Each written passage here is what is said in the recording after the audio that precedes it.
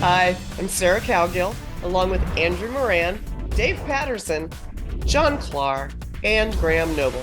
And this is the Conservative Five, Liberty Nation's online TV news program.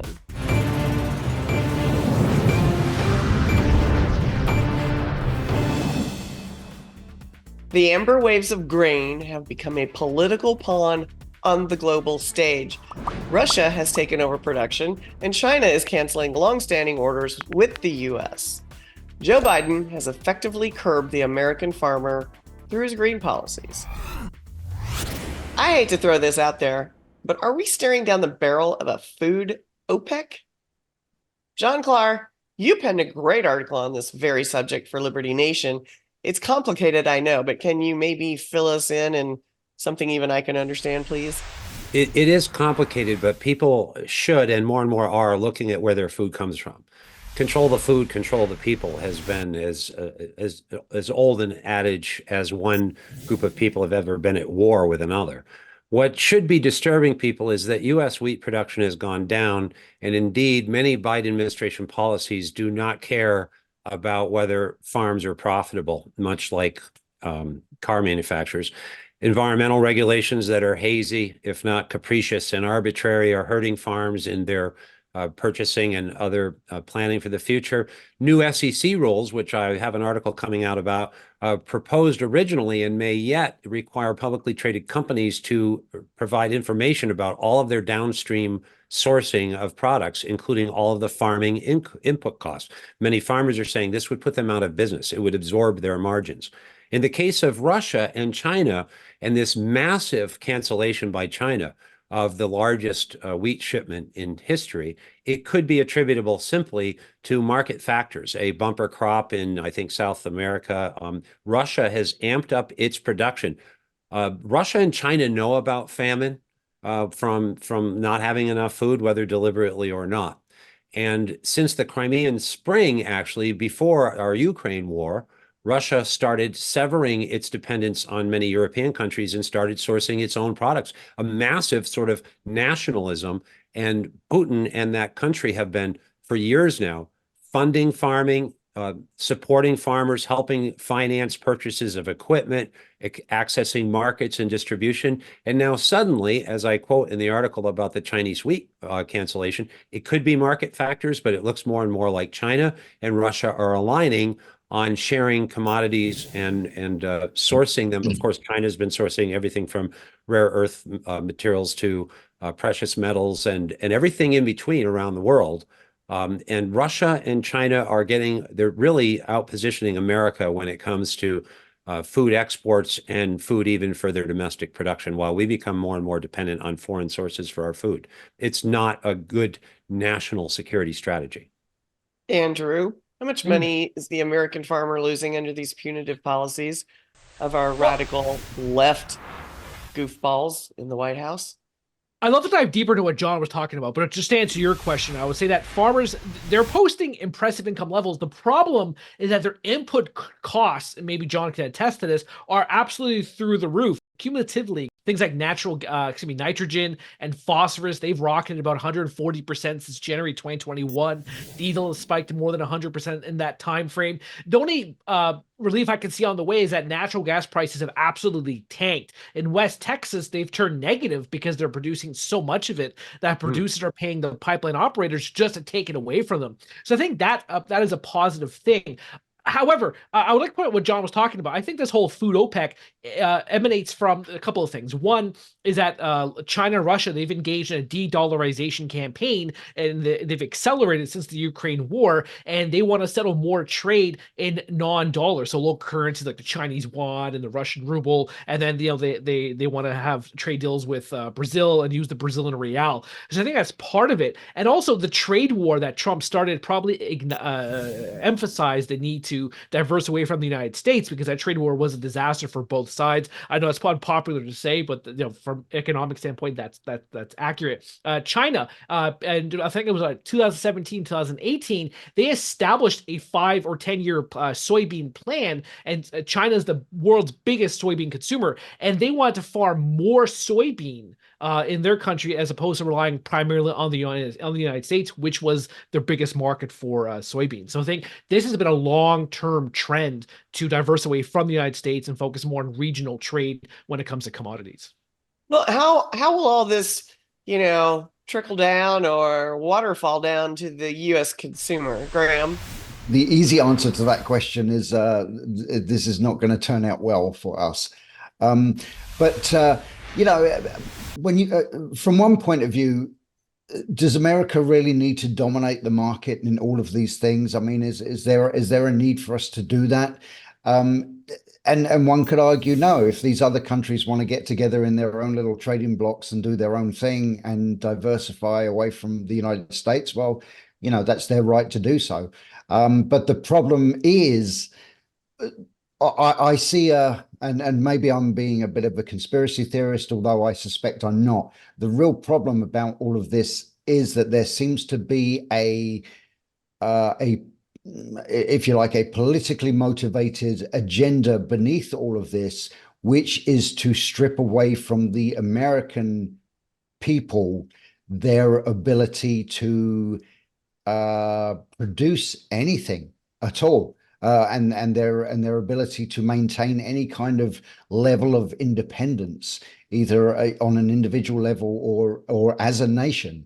That the trend, everything is moving towards, and it seems to be aided and abetted enthusiastically by the Biden administration. Everything is moving towards a situation where the American people have no ability to be self-reliant whatsoever, and that we are all completely beholden to foreign countries, in some cases our adversaries, for even the most basic necessities of life.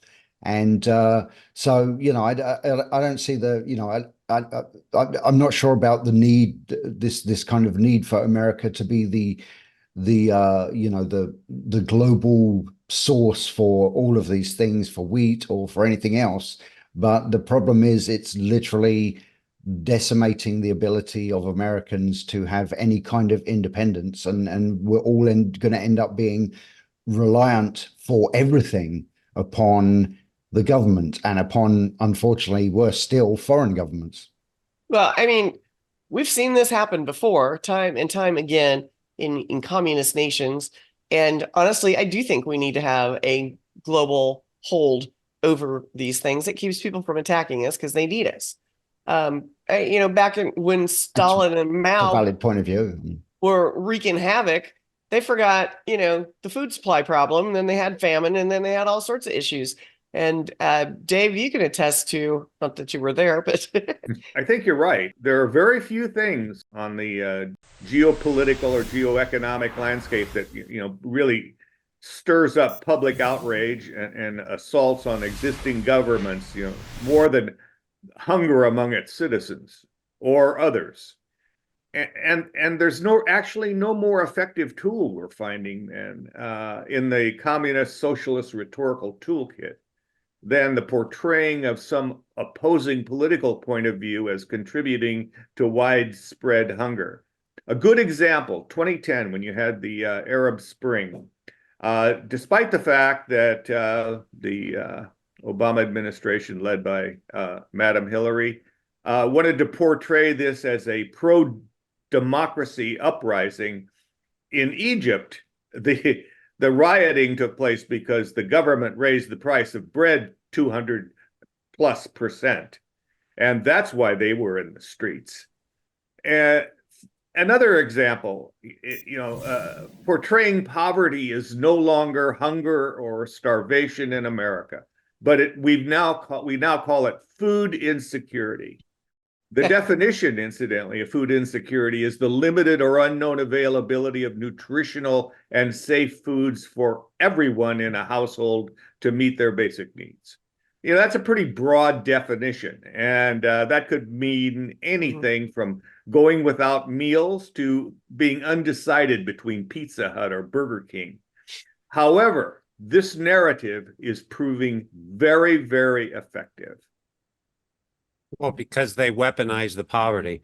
And in keeping with Graham's point, do we notice that while they're attacking cows as a threat to the planet and trying to foist upon us synthetic alternatives made from soybeans or other plants that are GMO harvested, what about the dependency on the grid, not just to charge your EV car when you used to be able to keep a gallon of gas in the garage? What about for heat pumps? Here in Vermont, what happens when the power goes out? You mean now we freeze to death? We're dependent on you for everything? They've identified in this country farmers as a danger for 100 years to the government, a danger in their view because of farmers' independence. And they don't want that self-reliance because then you're going to give up, by the way, your Second Amendment for a hamburger. The people of this country largely do not know what hunger is. And I fear that they're about to find out. And high enough prices could do it even without scarcity. And there's also a distribution system. A lot of this food is coming magically through a supply system that itself is very fragile. Our trucking system, our container ships. Imagine if, a port or a bridge went out in the wrong place. All of a sudden, you don't get your food anymore. A lot of our food's coming from California here on the East Coast, and people are oblivious to their vulnerability, even as they denigrate rural people and the rural farmers upon whom they depend for their food and their clean water. Pretty sure they don't even understand that they depend on farmers for any of that, because you ask any big city kid, they think it's at the store. Because, well, it's got to be grown somewhere, but it's at the store. I think you're being a bit over dramatic, John. I mean, when was the last time a bridge collapsed in this country? Well, you caught the illusion. I'm sorry. I shouldn't have laughed there, but yeah. I'm curious about the way in which the conversation here particularly is going, and that seems to obviate the fact that when did we stop being the breadbasket to the world? Our capability to generate food outstrips any other 10 countries put together. That may be an exaggeration, but it's close. And yet we're in this position not because we can't, but because government in various forms has chosen to put us in this position. Am I close? Well, and look at Holland. I think you are. I think you're on target. Yeah. Look at Europe and the war on the farmers there and why they're in the streets. And is that likely to happen in America? Probably not, because most of our food is produced by very, very large farms. And if they rally together with their tractors, I mean, they could, maybe fill up the streets of Wichita. But they're not going to shut down New York City. We have actually consolidated our farms here for a long time. So there are many layers of vulnerability, of which you're right, Sarah, and all of you. People are not aware. Well, I can tell you they're becoming aware. People are waking up and they're anxious about their food and where it comes from.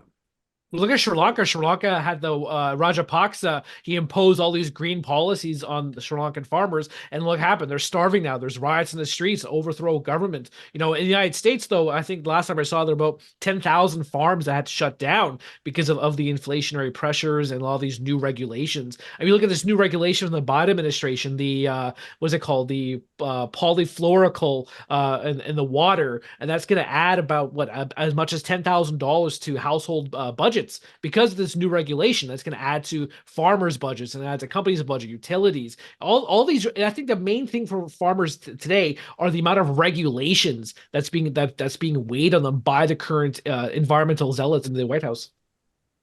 Many Americans are battling the new jungle of totalitarian monsters, including the World Economic Forum and the World Health Organization. And you know what? Maybe it's just time to worry about America. We'll let you make that call. Thanks, panel.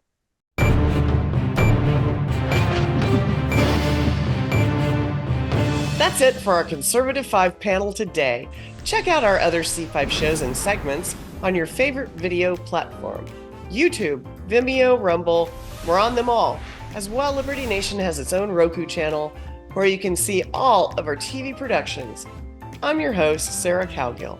Thanks for joining us today for Free Thinking, Free Speech, LibertyNation.com.